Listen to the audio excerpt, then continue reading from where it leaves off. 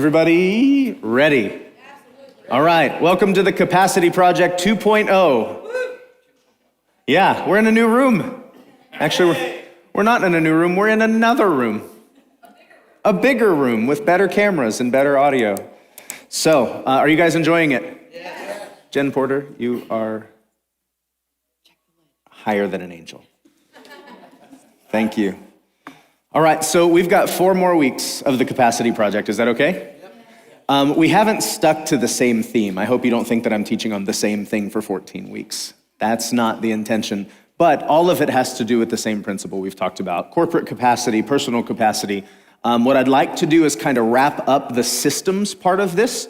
And then the next 3 weeks will all be super practical implementation. That doesn't mean it's boring, it means it's practical.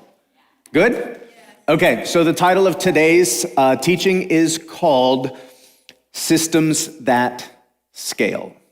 Okay? And first I want to talk about God, because that's important, right? God does not like to work. He doesn't. Nearly everything he does is so that he doesn't have to work, right? Consider it.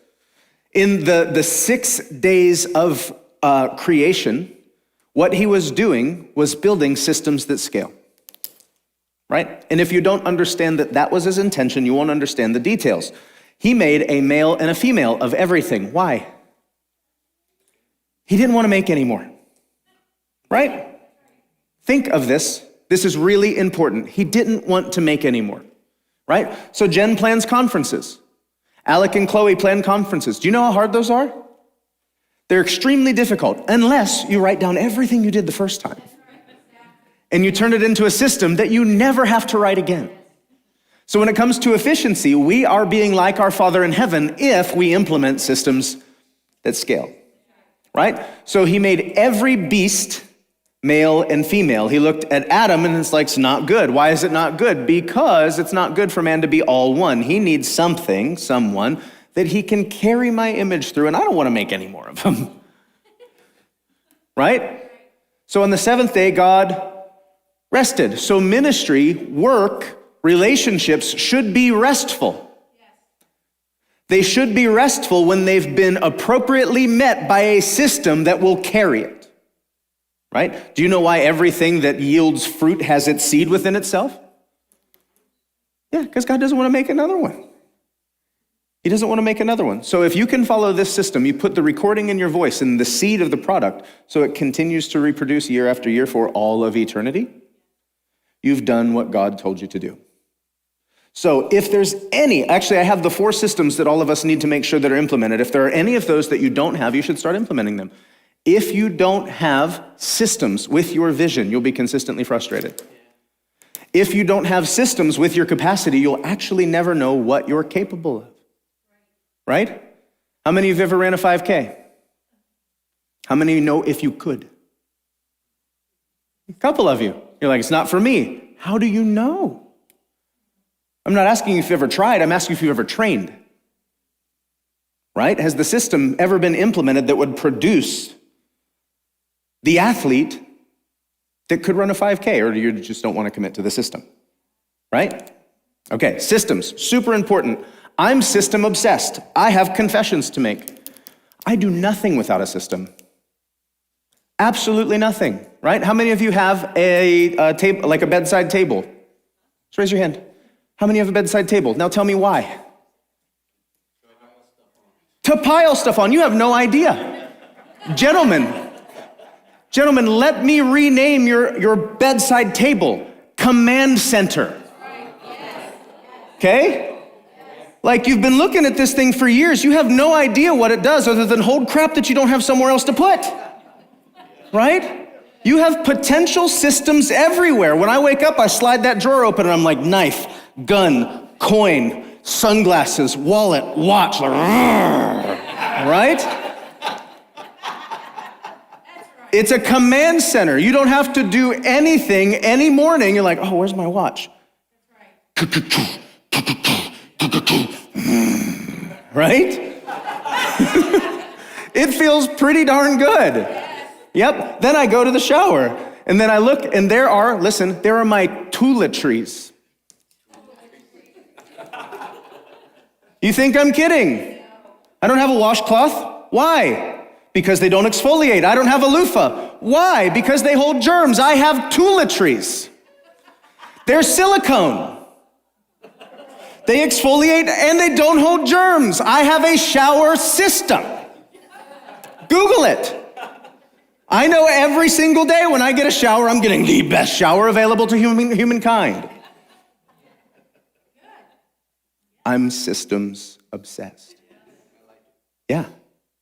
Trust me, it's the easiest thing you'll ever do because God literally set the entire whole of creation in motion in 6 days and then expected never to touch it again. Right? And then the system that he built had within it a co-regent that would work on his behalf. Right? It says that he didn't send rain on the garden because there was no man in there yet. He wasn't willing to give increase somewhere there wasn't a system to steward it. Right? So, our Pentecostal charismatic roots may have done us some disservice, right? Because we think that if we rely on God, we should rely on God. We should rely on his nature. His nature is systems. Right? He declares the end from the beginning. What's that mean? I'm going to put something in place right now that's going to accomplish my intended end, and it's going to be systematic, it's going to be fruitful, it's going to be increasing, and it's going to make it so I don't have to work near as hard. Yep. Auto debit. Yeah.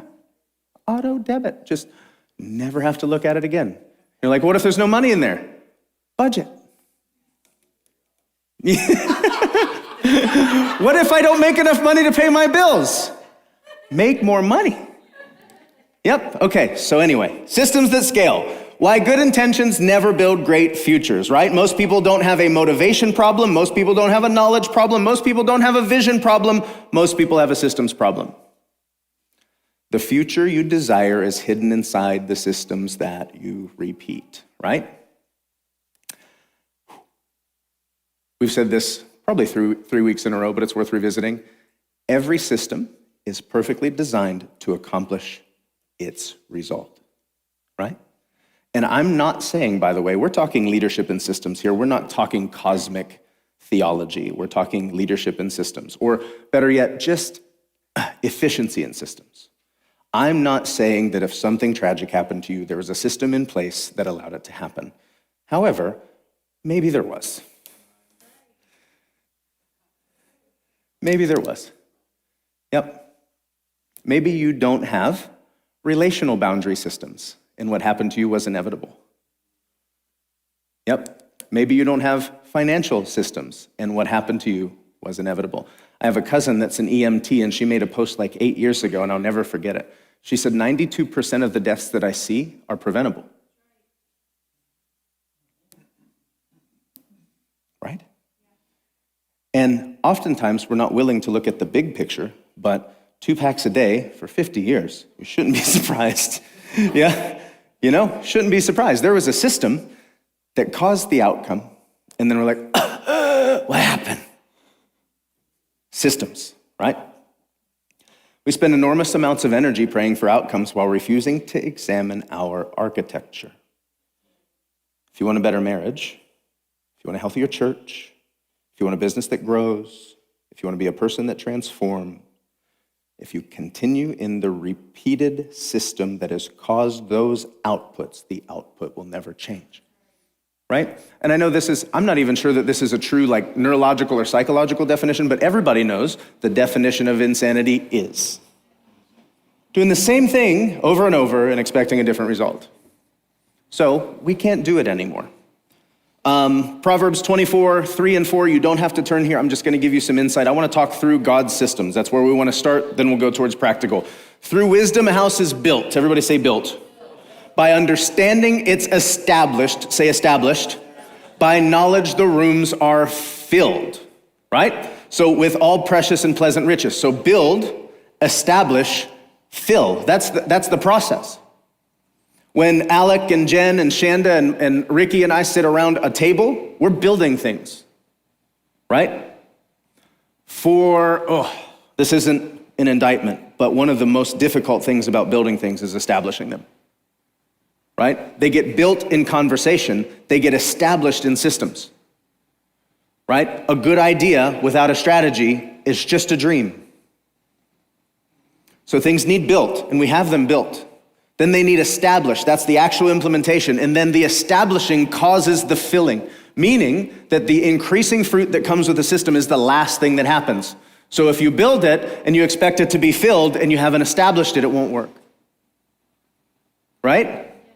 Or, I don't know if it was like the self-help thing leaking into churches, but like we became really intentional on vision statements. Do you remember that? Like, what's your church's vision statement? What's your church's vision statement? And we all had them printed, we had them on shirts, we had them on banners, and like, I'm not sure any of those vision statements were ever met with a system, right? We had a leader here a long time ago that got in kind of a spit spat in a leaders meeting, and I really enjoyed his side of the spit spat.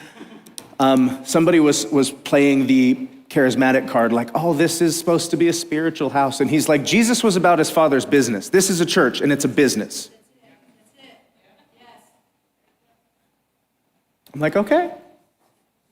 It's a business. It needs stewarded. It needs budgeted. It needs systems that make sure that we're not, why can't we afford anything? Because you didn't raise any money, right? Why can't we do anything? Because you didn't recruit any volunteers. Why aren't there any people here? Because you didn't let anyone know that you exist, right? If any question you ask why to, there are 5 answers behind it. About the 4th or 5th, you'll start finding real reasons, and it's always a system.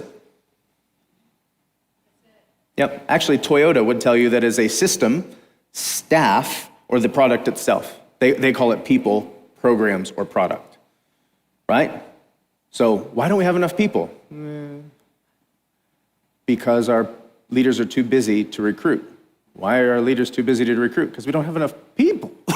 You might chase that around for a little bit. But anyway, it's a system issue. So we need to build a system, we need to establish a system, and that system needs to fill the fruit that it was intended to.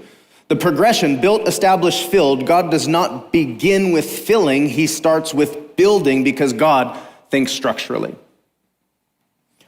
God builds systems before he produces outcomes. Most believers are obsessed with outcomes. God's obsessed with architecture. Noah wanted the rain to stop. God gave him a boat.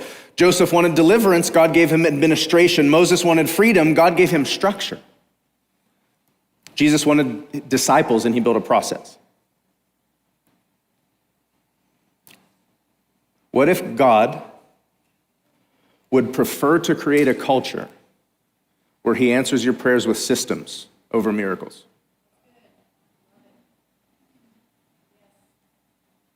Can I talk about that for a minute? I love miracles. I want all of them. But if there's a prophetic archetype in the Old Testament, right? 2 Corinthians 10 says, these people went this way so we could learn something. So the journey of the Israelites was that God brought them out of bondage and met every need they had, right? Oh, we're hungry. Here's some bread from heaven. We're thirsty. Here's a stick. You can make the water taste good. He met every need they had. And then they got into the promised land and they started whining again. And God said, why are you crying to me? Plant a vineyard, right? So what if maturity is you asking God for outcomes and him giving you a system instead of a miracle because he trusts you as a co-regent on earth? What if he wants you to build something that actually stands the test of generational consciousness and can outlive one personality? Right? Systems are the solution to personality-based ministries. Get it? Oof. Luke 14:28, for which of you intending to build a tower does not sit down first and count the cost, whether he has enough to finish it? So, towers. Churches love towers. Entrepreneurs love towers. Family love towers. Finished outcome, final product, those are what we love. I want a perfect marriage. I want a thriving ministry. I want an ever-increasing cash flow in my business. Okay, what's it gonna take? Right? That's Jesus, the creator of the universe, sitting down and showing you how to strategize. Okay, what do you want to build? Tower. Okay, stupid to build the tower if you don't first sit down and strategize and implement and see whether you have enough to finish it. Right? Is your system going to actually cause the outcome, or are you being irresponsible? Good? Jesus, oh man, He never asks, do you have the passion? He never asks, do you have the excitement? He never asks, is this what you desire? He says, have you counted, have you planned, and have you built? Every system is perfectly designed to produce its current result. I've said this in every systems-based teaching that we've done.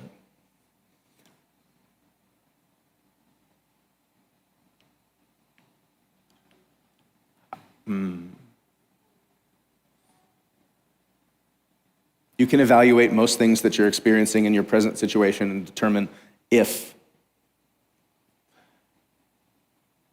though you might not be at fault for the system that produced it, you can be responsible to implement a new system to change it. Right? People with a generational conscience, which I believe is the most important thing that you and I can be thinking about right now. Can we be honest about something? Legacy Church is largely established on Tommy Miller's revelation.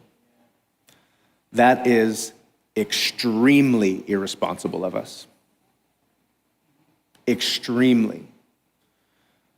If Tommy Miller's revelation is not turned into repeatable systems and discipleship, then we will not have something that can withstand coming generations in expanding regional ecosystems.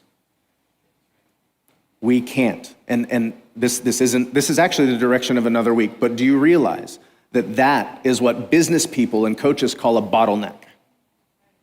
Right? Because it's not Tommy Miller, it's revelation. And if Brad gets up here and preaches the revelation, it doesn't matter where Tommy Miller is. If our future, if our reach depends on where Tommy Miller is, then we have a very finite and limited scope on what our ministry can actually accomplish. So we do have things that God has specifically tasked us in stewarding, and stewarding means that you get rid of the bottleneck, right? That means that this revelation has to become a corporate revelation, not a personal revelation that requires the presence, energy of one person to say, here I am, now we can go. That is extremely limiting. As a matter of fact, Jesus Christ himself was a bottleneck for 3.5 years. Spent the entire 3.5 years making sure that he was never a bottleneck again.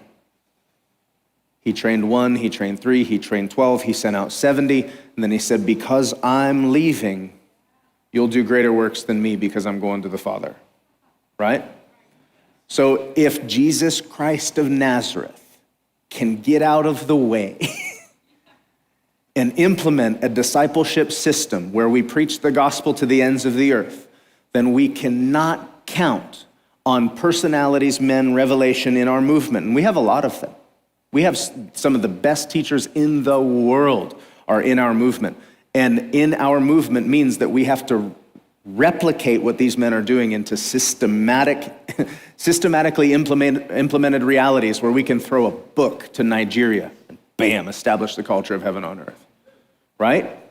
Yep, systems. All right, if your marriage feels disconnected, the system is producing it. Right? Did you know that? Shanda and I have things that we guard with our lives. Rick Warren said you should withdraw weekly, divert daily, and abandon annually.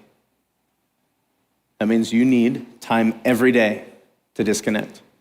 You need more time every week to disconnect. And every year, you have to go for like a week. Shanda and I recently found the beauty of a staycation. Yep, when you have the week off and your flight gets canceled, you don't go back to work. Yeah. You have everything cleared out for the week anyway, so we staycationed, and it was probably better than vacationing. So if you don't have the resources or ability to get away, just shut the phone off for 7 days.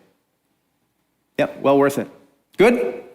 Okay, if your marriage feels disconnected, system problem. If your finances are chaotic, system problem. If your health is declining, system problem. The system is always perfectly producing the result that you're experiencing. Your outcomes are not mysterious, they're mathematical. Okay, So these things are often hard to teach in our realm because we've fought so hard to get out of legalism, which was a great fight.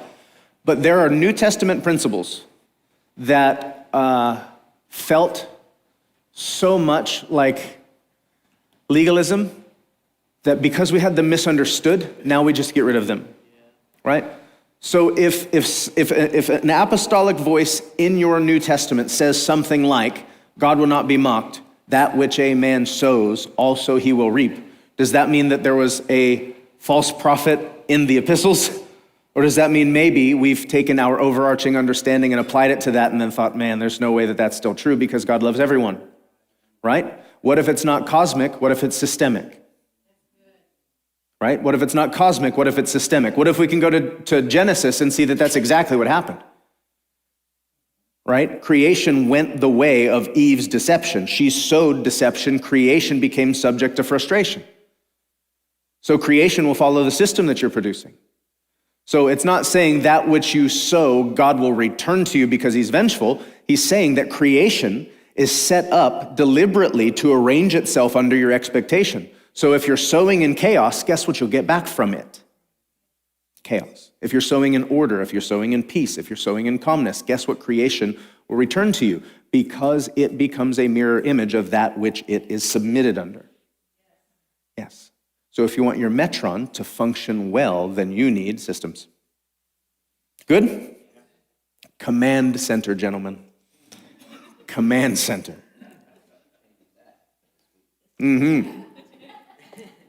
Yep. Notice Paul assumes systems, inputs, outputs, patterns, and repeated behaviors. Vision without system produces incredible frustration. This is where many ministries and businesses go to die. Visions ask what we're building, systems ask how do we build it. You can gather a room full of passionate people, you can gather a room full of vision casters, but if the system cannot repeatedly produce the desired outcome, the vision remains a fantasy. Good? So does anyone know what Legacy's vision is? It's heaven here, heaven now. Do you know what the strategy is? That's it. Yeah, we accomplish it by doing it. But, I mean this, Legacy's vision is not attendance. It's not. It's transformation.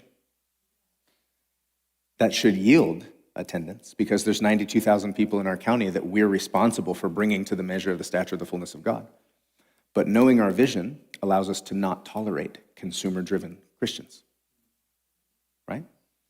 So if somebody comes and like, I don't like the color of your carpet. I'm like, good, because we didn't put the carpet down for you to like. Yeah, we don't like it either. Consequently, we don't like our checkbook balance, and that's why we don't like our carpet at the moment, because the thing would be out of here. But do you understand what I mean? Knowing your vision, establishing the system enables you to have peace regarding what it's producing. I'm not trying to produce attendance, right?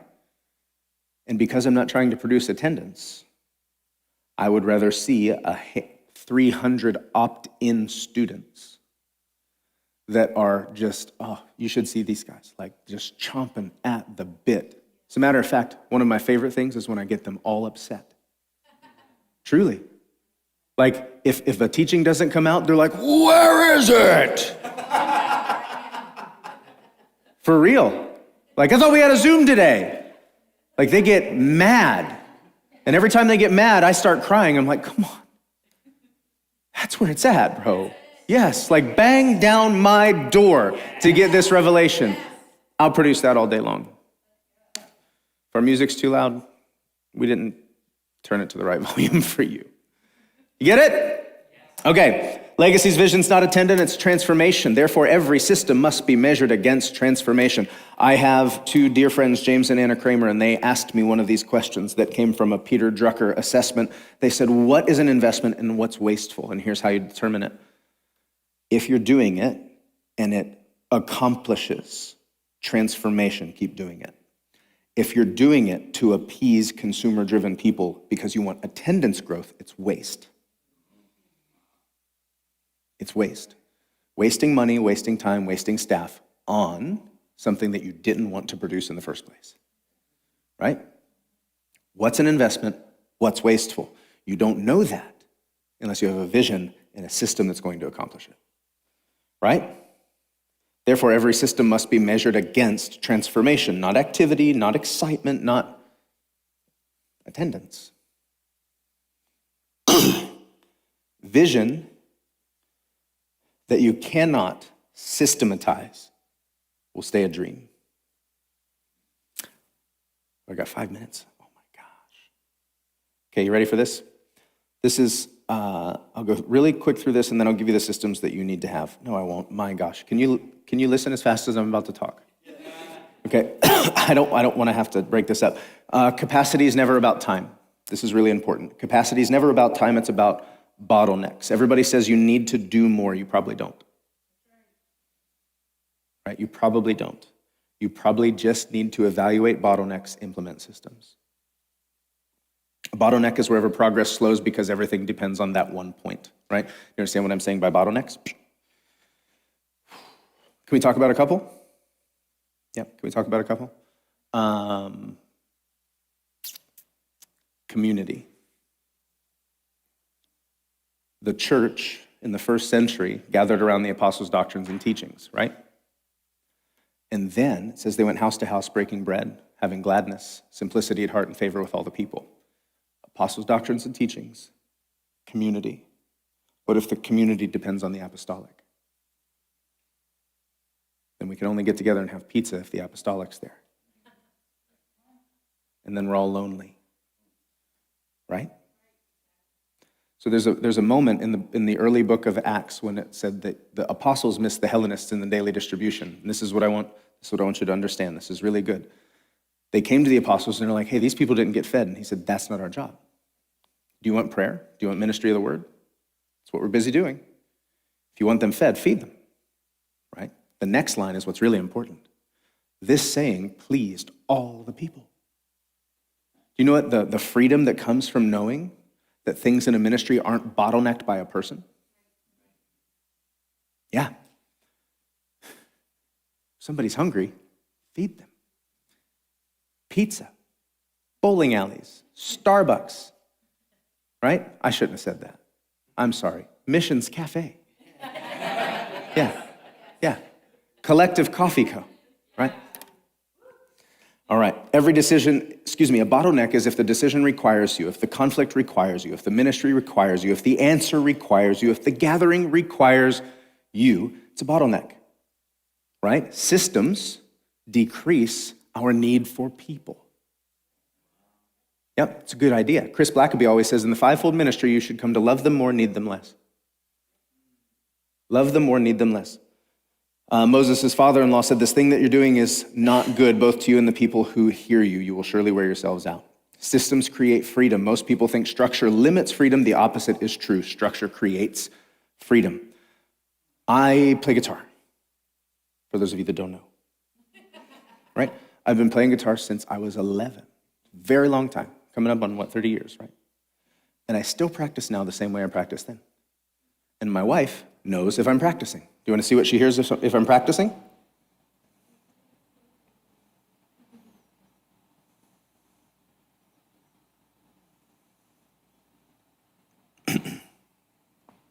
Must be pretty slow in here.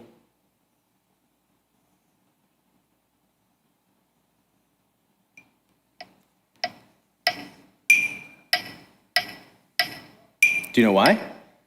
Because the right notes at the wrong tempo are the wrong notes. Yep.